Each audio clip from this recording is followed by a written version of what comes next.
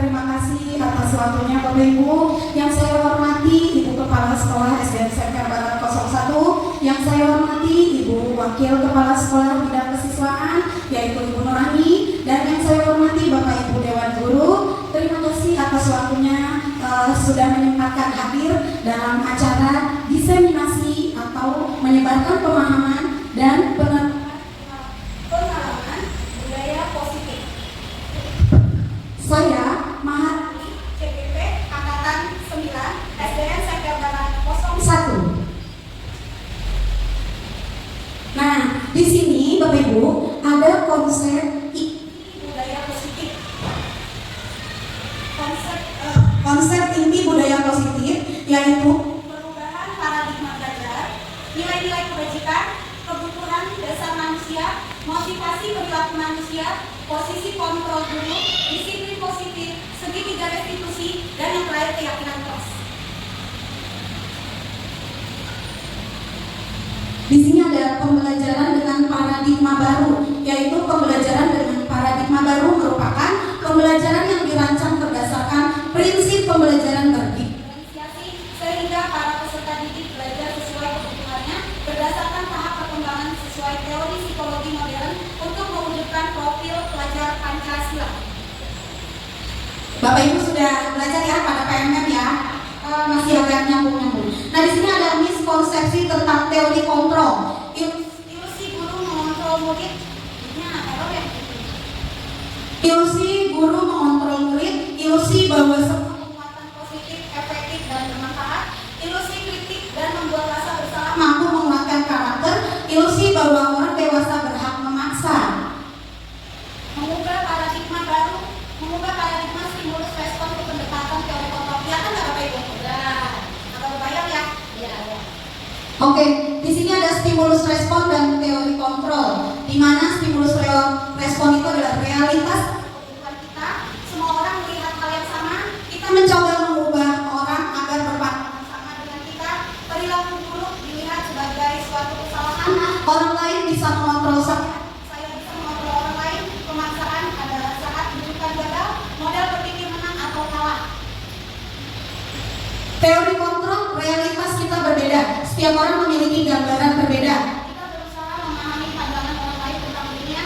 Semua perilaku memiliki tujuan. Hanya Anda yang bisa mengontrol diri Anda. Anda tidak bisa mengontrol orang lain. Kolaborasi dan konsensus menciptakan pilihan-pilihan baru. Modal berpikir menang-menang. Nah, di sini ada disiplin positif ya. Suatu pendekatan untuk menerapkan disiplin dari dalam diri anak tanpa hukuman dan hadiah. Jadi Bapak Ibu tidak lagi boleh menghukum, apalagi memberi hadiah. Kenapa? Ini adalah salah satu bentuk disiplin positif, ya. Di sini akan kita bahas. Disiplin positif mengacu pada disiplin yang memiliki tanggung jawab terhadap apa yang dilakukannya berdasarkan nilai-nilai yang dia yakini. Sebagai seorang guru, tujuan kita adalah menciptakan peserta didik yang memiliki disiplin diri sehingga mereka berperilaku mengacu kepada nilai-nilai kebajikan universal dan memiliki motivasi intrinsik dalam perubahan perilaku ke arah yang lebih baik. Nah, di sini ada nilai-nilai kebajikan ya Bapak Ibu. Kepada profil pelajar Pancasila, nilai-nilainya itu beriman dan bertakwa kepada Tuhan Yang Maha Esa, berakhlak mulia, berkebinekaan, gotong royong, mandiri, kreatif, dan bernalar kritis. Ini adalah nilai-nilai kebajikan pada profil pelajar Pancasila. Nah, kebutuhan dasar manusia. Kebutuhan dasar manusia merupakan unsur-unsur yang dibutuhkan oleh manusia dalam mempertahankan keseimbangan fisiologis maupun psikologis yang bertujuan untuk mempertahankan kehidupan dan kesehatan. Ada 5 kebutuhan dasar manusia. Yang pertama, bertahan hidup, yaitu makanan, pakaian, tempat tinggal, keamanan, kesehatan. Yang kedua, kasih sayang dan rasa diterima. Rasa diterima diperdulikan,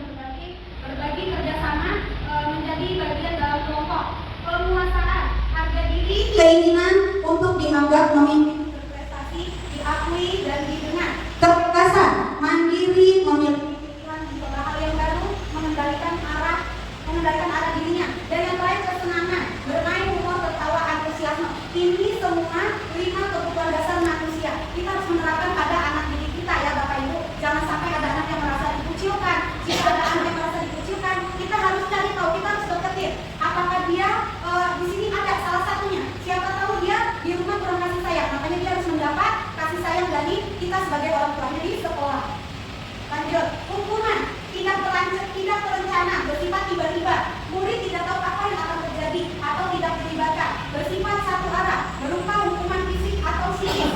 Kedua, konsekuensi, terencana atau disepakati sesuai peraturan. Murid tetap dibuat tidak nyaman. Sikap guru selalu memonitor murid. Yang ketiga, restitusi, proses menciptakan kondisi bagi murid untuk memperbaiki kesalahan. Proses kolaboratif yang mengajarkan murid untuk mencari solusi sendiri. Di sini yang akan kita gali adalah restitusinya. Nanti akan ada contoh. Lanjut, 5 posisi kontrol dulu. Bapak Ibu harus ingat ya. Di sini sebagai guru kita punya posisi kontrol. Yang pertama, sebagai pembuat merasa bersalah. Yang kedua, penghukum. Yang ketiga, sebagai pemantau. Dan yang keempat, sebagai teman. Yang kelima, manajer. Nanti Bapak Ibu ada di posisi yang mana, ya? Contoh penerapan 5 posisi kontrol dulu. Nah, di sini kalau yang posisinya penghukum, contohnya hormat terhadap bendera selama 1 jam. Bapak Ibu langsung menghukum anak muridnya. Misalnya berdiri di depan. Itu posisi Bapak Ibu sebagai posisi penghukum, ya? Atau nulis 5 lembar stop jam, itu bentuknya posisi sebagai penghukum. Yang kedua, pembuat merasa bersalah. Pembuat merasa bersalah adalah contohnya, berapa kali ibu bapak harus memberitahu kamu, kamu selalu saja mengecewakan. Udah berapa kali sih ibu bilang ke kamu berbuat salah lagi, berbuat salah lagi. Nah, itu posisi kita sebagai pembuat rasa bersalah si anak, ya, tanpa kita sadari ya Bapak Ibu. Lanjut, kalau posisi sebagai teman, ayo dong anak-anak ikuti aturan sekolah. Ibu bapak kali ini ya sudah tidak apa-apa, lain kali jangan berbuat seperti ini lagi ya. Kalau Bapak Ibu menegurnya seperti itu, berarti Bapak Ibu menempatkan posisi kontrol Bapak Ibu sebagai temannya anak-anak, ya. Lanjut, kamu sudah melanggar peraturan sekolah, kamu tahu konsekuensinya. Setelah upacara kamu beri atributnya ke koperasi dan jangan diulangi lagi. Itu posisi kita sebagai pemantau. Lanjut. Nah, di sini posisi kita sebagai manajer. Apa kamu tahu kesalahanmu, Nak?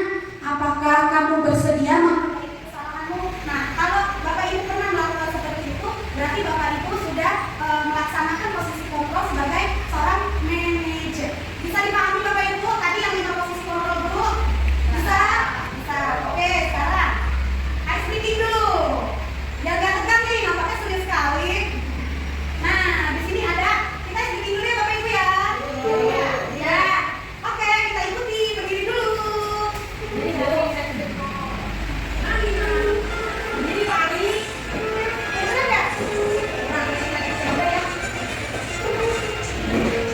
Tangan digoyang, jari dan jempol tangan digoyang, jari dan jempol tangan digoyang.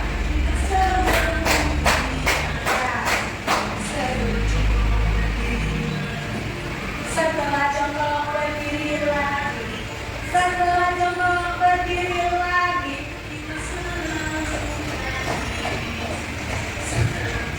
Lalu ke kanan, setelah kiri lalu ke kanan, setelah kiri lalu ke kanan. Yeay! Lagi, sekali lagi. Lagi ada yang jempol. Jari dan jempol tangan digoyang, jari dan jempol tangan digoyang, jari dan jempol tangan digoyang.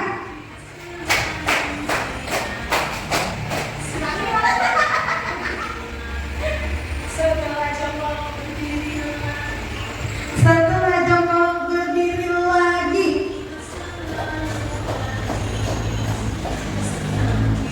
Lalu ke kanan, setelah kiri lalu ke kanan, setelah kiri lalu ke kanan. Sehat, tidak ada sehat. Terima kasih Bapak Ibu. Aduh. Ya, sekarang nih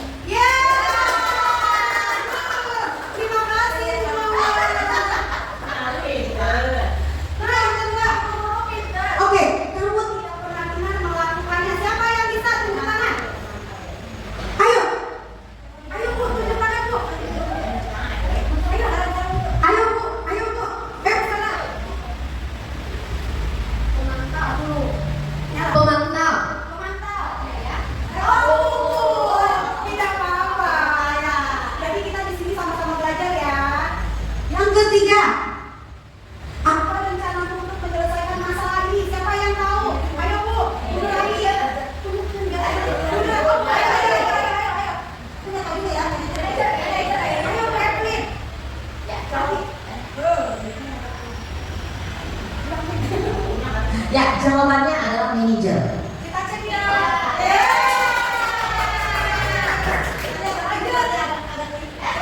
Ayo lakukan demi Bapak Ibu ya. Yuk, yuk, Bu Ai. Bu Ai dulu. Ayo, maju Bu Ai, maju. Ayo, Kita sebagai guru teman. Yeay. Ada lagi? Terakhir, Pali mungkin. Ayo Pali, kamu juga akan mendapatkan nilai jika tidak mengerjakan tugas. Ayo. Posisi kontrol sebagai apa nih? Ayo Pali. Pali kau. Ayo.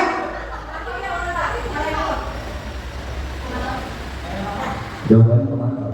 Pemantau. Yeay. Luar biasa. Luar biasa. Terima kasih Bapak Ibu. Nah, di sini mengapa sih tadi kan semua udah disebutin posisi guru ya. Nah, inilah gunanya. Mengapa sih keyakinan kelas bukan peraturan kelas? Ada yang bisa kasih jawaban? Kalau tidak saya kasih stimulus. Mengapa kita harus memakai masker dan mencuci tangan setiap saat? Jawabannya?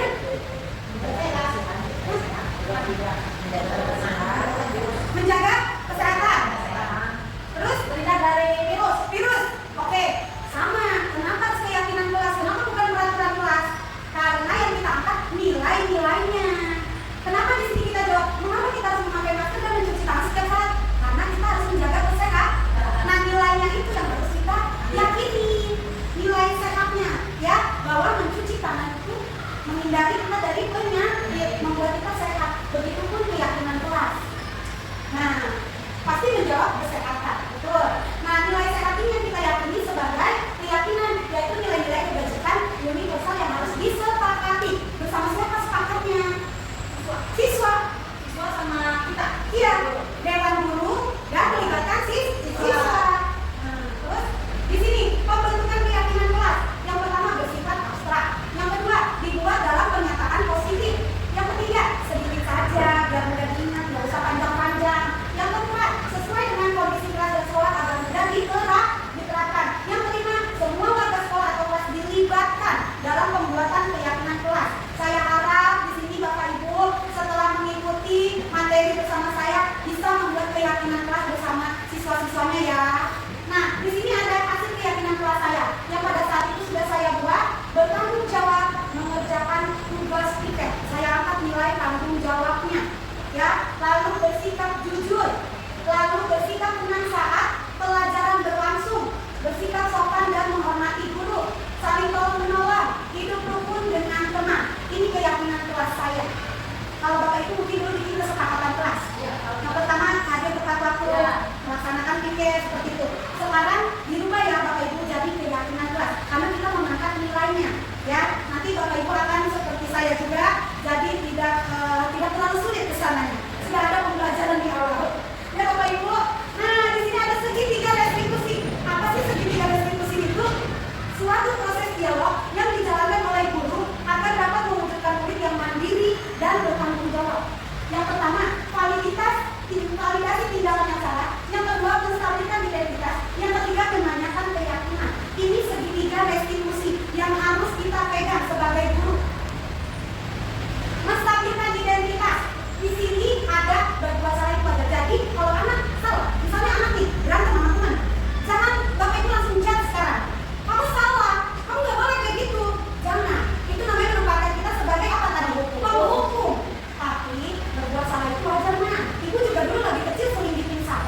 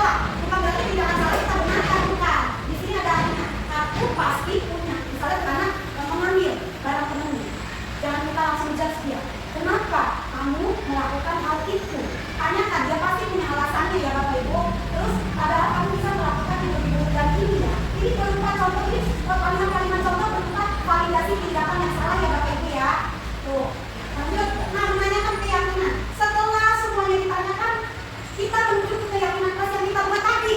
Contoh saya tadi apa? Menolong teman, bertanggung jawab. Kamu ingat gak keyakinan kelas yang udah kita sepakati itu? Ingat tuh apa? Coba sebutkan. Bertanggung jawab misalnya. Nah, terus bertanggung jawab.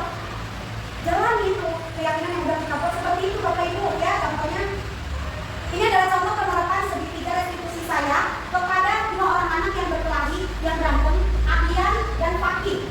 Abian diganggu sama Fakih, lagi nulis, disenggol-senggol. Akhirnya Abian marah, bukunya Fakih dilobek, buku ini dilobek. Nah ini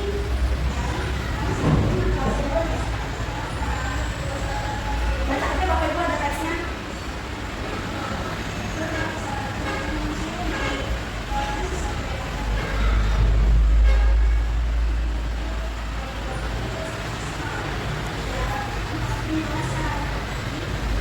Ada keterangannya Bapak Ibu di atas bagian-bagiannya.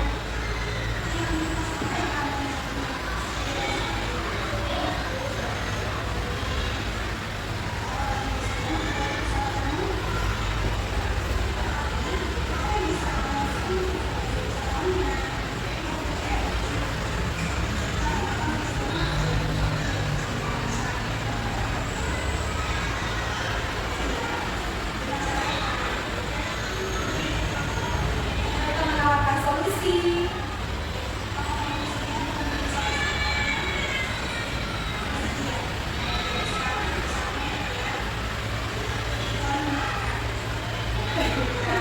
Ya, ini adalah contoh menyelesaikan sebuah masalah di dalam kelas.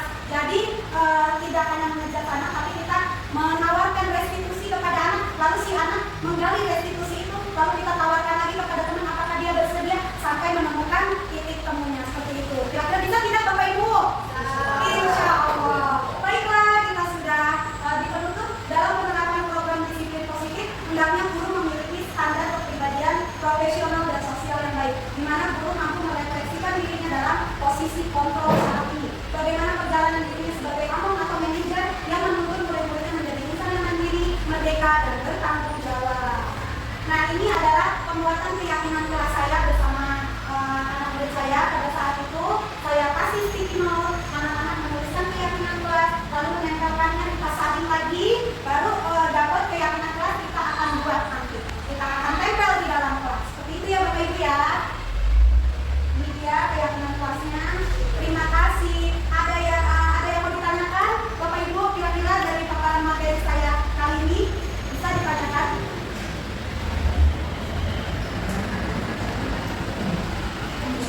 Ada yang mau ditanyakan?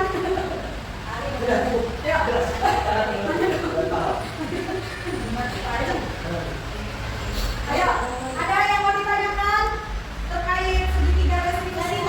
Oh ya, baik Kumawar, berdiri Kumawar. Silakan Kumawar, apa yang mau ditanyakan? Ini kan saya mengambil kelas 1 ya berarti ya. Nah kalau untuk anak-anak memberi keyakinan itu kayaknya saya masih pesimis ya. Jadi kira-kira gimana caranya supaya anak kelas 1 itu bisa memberikan keyakinan dirinya dengan jelas di depan, karena memang kelas 1 itu kan memang perkembangannya beda sama kelas 5 ya. Kalau kelas 5 memang sudah terarah, kalau kelas 1 memang harus dibimbing oleh guru, sedangkan kan itu keyakinan dari dia sendiri tanpa dibimbing oleh guru. Jadi bagaimana cara kita memotivasi dia agar dia memiliki keyakinan yang mudah dimengerti sama temannya dan dia bisa dituliskan dalam tempelan kertas itu. Bagaimana? Terima kasih Bu Mawar. Terima kasih Bu Mawar, silakan duduk kembali.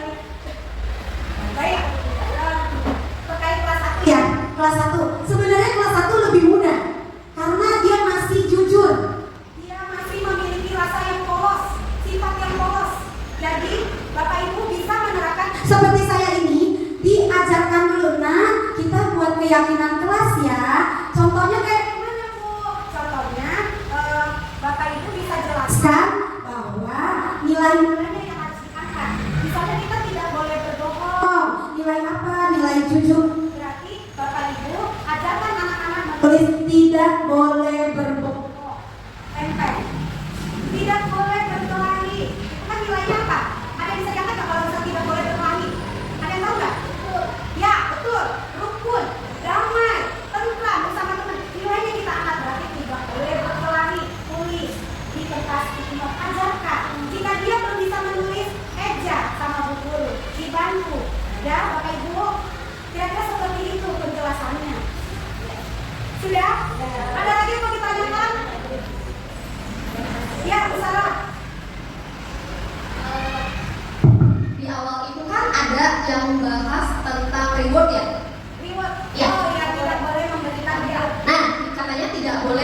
memberikan reward? Ya, pertanyaannya adalah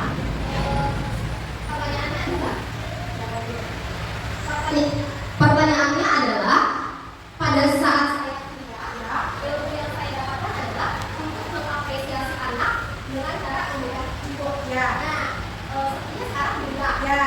Terus kemudian misalnya ketika ada anak yang selalu mengulang kesalahan yang tadi, tindakan apa yang akan dilakukan oleh guru tersebut? Terima kasih.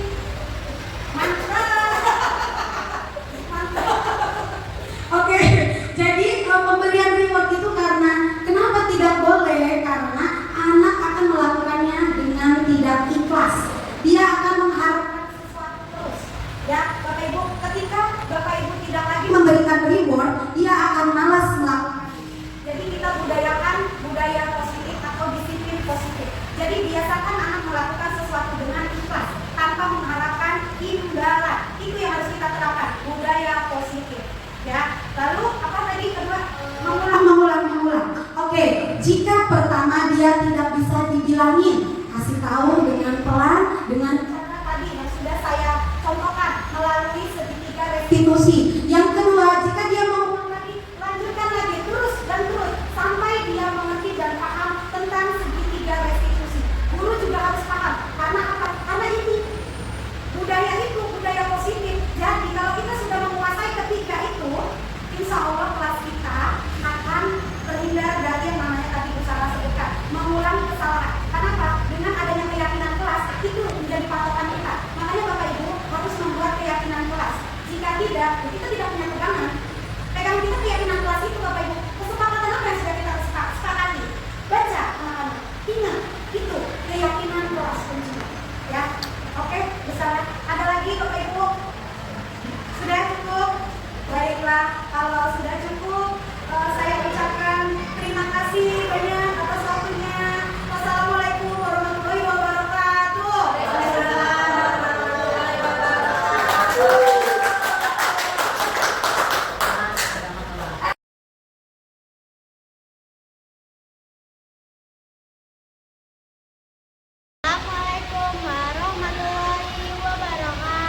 Nama aku Diana Duriantul Jannah.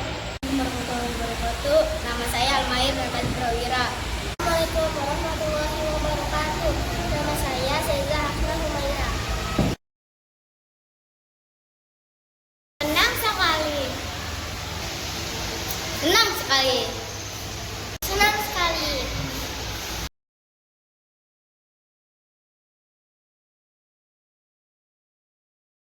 Sangat penting. Sangat penting. Sangat penting. Kita biar bisa disiplin. Membuat kita tanggung jawab. Membuat kita disiplin.